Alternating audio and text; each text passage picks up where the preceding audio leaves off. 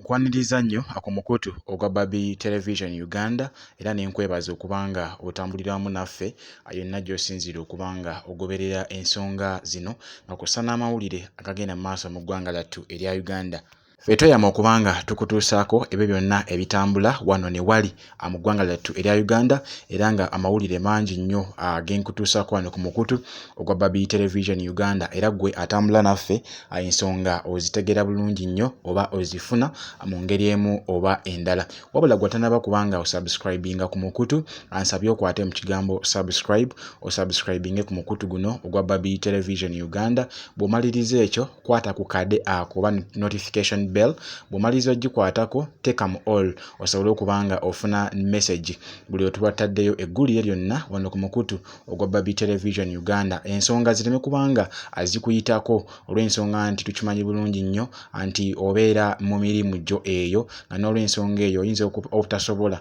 kubanga ofuna amawulire gonna agaba gagenze mu maaso n'okubanga gabeera w'otobadde. Ffe tuvaayo butereevu ne tugakutuusaako era n'ogasanga oba n'ogalaba bulungi nnyo wano ku mukutu ogwa Baby Television Uganda wonna w'oba oyagalidde mukaddeko ak'eddembe. Olunaku olwaleero nze kutegeezaako nti Speaker wa Parliament Anita Among adduse mu Kampala. Nkiddamu, Speaker wa Parliament Anita Among ennyumba ye esangibwa mu bitundu ebyetoolodde Kampala. Ekyamazima kyo kiri nti olunaku olwaleero we bukeeredde nga yagisuddewo era n'agiddukamu n'adduka eri mwera ennyumba ennene gye yazimba e Bukeediya era bingi nnyo ebibadde bimuzinzeeko oluvannyuma lw'okubanga Museveni kennyini yalagidde anti Anita Among Speaker wa Parliament ya Uganda aveeyo anoonyerezebweko era nga Inspector General Betty Kamya yalagiddwa bunnambiro akole okunoonyereza ku by'obugagga bya Speaker wa Parliament Anita Among bye yakukulira oba bye yakweka era nga oluvannyuma lwa ambasada wa Bungereza okuvaayo n'akakasa Museveni nti Speaker wa Parliament Anita Among mu ggwanga lya Bungereza ayinayo mansions eziwererako ddala 2 n'ambirira nga kw'ossa ne accounts oba ze wandiise bank accounts okuli omudidi gw'ensimbi omuyitirivu ennyo era nga okusinziira ku ambasada wa Bungereza mu ggwanga lyattu erya Uganda yavuddeyo n'agamba nti Speaker wa Parliament yammwe Anita Among ayina omudidi gw'ensimbi ku akawunti era nga guno kwatoola n'aweerera abaana bayina mu ggwanga lya Bungereza. Bino nno Speaker wa Parliament Anita Among yabyesambazze oluvannyuma lw'okutegeera nti byatuuse ku mukama we Yoweri Kaguta Museveni era n'avaayo ku Lwokutaano we yali aggulawo olutuula lwa Parliament kw'olwo olunaku yavaayo n'agamba nti nze nedda ebbanga lye mmaze ku bwa Speaker nakagenda mu ggwanga lya Bungereza omulundi gumu nti siinaayo yadde kapusi byabadde bigambo bya Speaker wa Parliament Anita Among olunaku olwokutaano we yabyogerera ku nsonga ya sanctions oba envumbo ezamuteebwako gye buvuddeko navaayo n'enkulaga hotel oba gye wandiise the Royal Hotel eya Speaker wa Parliament Anita Among. Bangi kummwe mwabiwakanyizza era n'ensalawo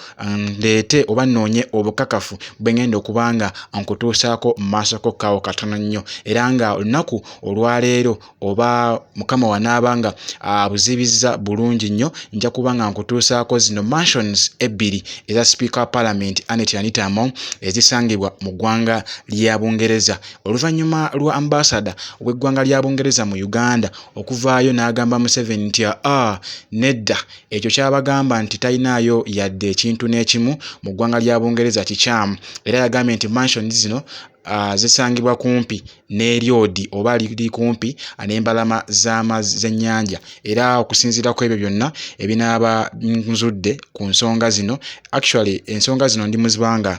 nzikolako era essaawa yonna ngenda kubanga mbiteekayo wano ku mukutu ogwa Baby Television Uganda. Gwe kyolina okola kintu kimu kwekuumirako wabula gwe tanaba kubanga osubscribinga kikole kwata ku kigambo subscribe osubscribinga ku mukutu guno ogwa Baby Television Uganda era okwata ne mu kade ako kino nekijja kuba kikuyamba nti bwenteekayo eggulire lyonna ojja kubanga ofuna ka message nti watya eggulire liteereddwayo ku mukutu guno ogwa Babi Television Uganda. Era nga Speaker Parliament ye ajebukeredde olunaku olwaleero oluvannyuma lwabo oba lw'okuzuulwa nti yadduse mu maka ge agasangibwa mu bitundu eby'e Kampala. Wano nno baddukiddeyo ku Parliament, ntegeeza bannamawulire baddukiddeyo ku Parliament ne babuuza nti Speaker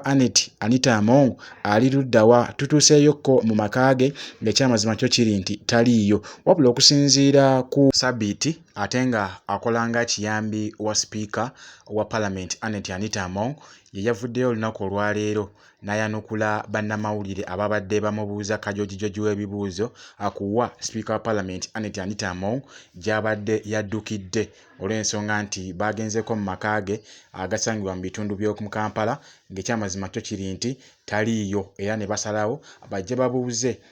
ku Parliament ani amanyi oba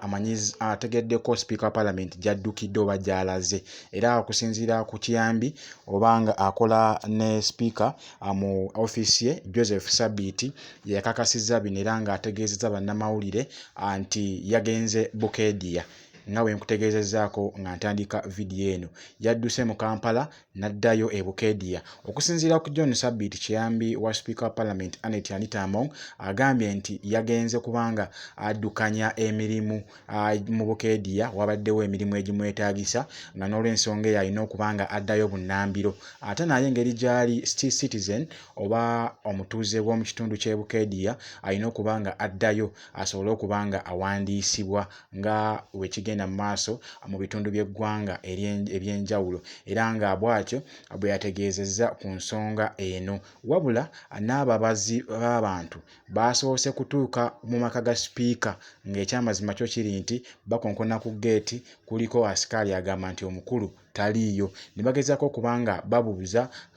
basobole okubanga abamubala ne famire ye yonna abalimu munda. Of course babamanyi ne baba balina okubanga bamanya biki ebigenda mu maaso mu maka gaabwe nga questions oba ebibuuzo bwe bitegekeddwa ebya census oba okubala abantu mu ggwanga lyattu erya Uganda. Bw'atyo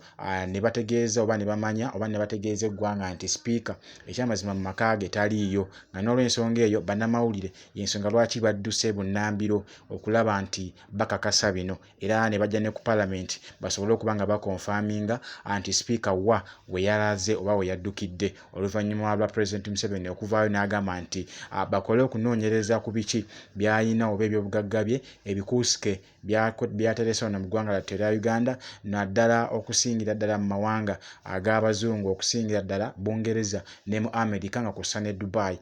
Olunaku olwaleero nga nkutegeezezza nina okuba nga nkutuusaako mansions zino ebbiri eza Speaker wa Parliament Anita Among, era nga ngenda kubanga nkuleetera n'obukakafu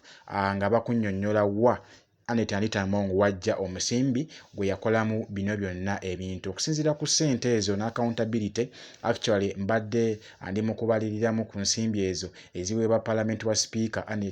Parliamentary Speaker Anita Among. Nzibaze bulungi nnyo, era okusinziira ku musimbi gwafuna buli lunaku n'omusaala n'akasiimo ne trips ez'enjawulo oba eŋŋendo ez'enjawulo Speaker Parliament zalina okubanga atambula, eŋŋendo ezo ziba ntongole. Kitegeeza aba agenze kubanga abaako byatambuza nga bikwatagana